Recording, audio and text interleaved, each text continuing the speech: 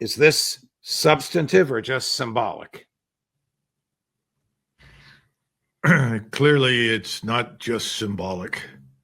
Although there is no jurisdiction, obviously, that would result in his arrest either in Israel or here in the United States. We are not signatories to the International Criminal Court and its jurisdiction. So I just think it's a very sad and tragic day. It's a sad and tragic day for Israel.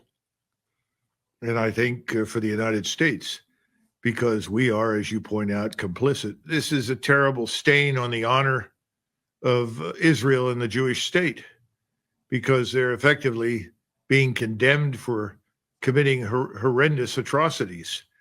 And I think it's very difficult to avoid this condemnation because that's what's happened in Gaza. And I'm sorry to say, I think something similar has happened in southern Lebanon, because they're not satisfied to simply defeat the Hamas or Hezbollah enemy. They want to drive the population out. And to drive the population out, you have to kill some of the population and also deprive them of shelter, water, food, and everything else. So you destroy the infrastructure deliberately. That's what's happened in both places.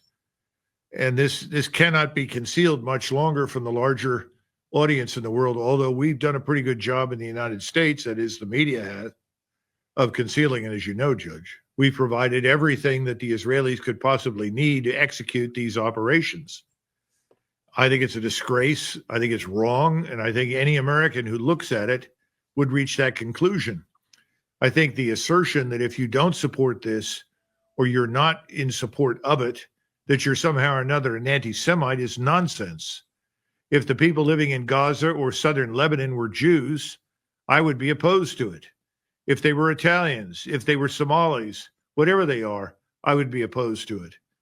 And I think that's where we Americans ought to ask some hard questions and demand some tough answers from the current government. And I think we should also put those questions to the new president-elect and ask President Trump where he stands on this.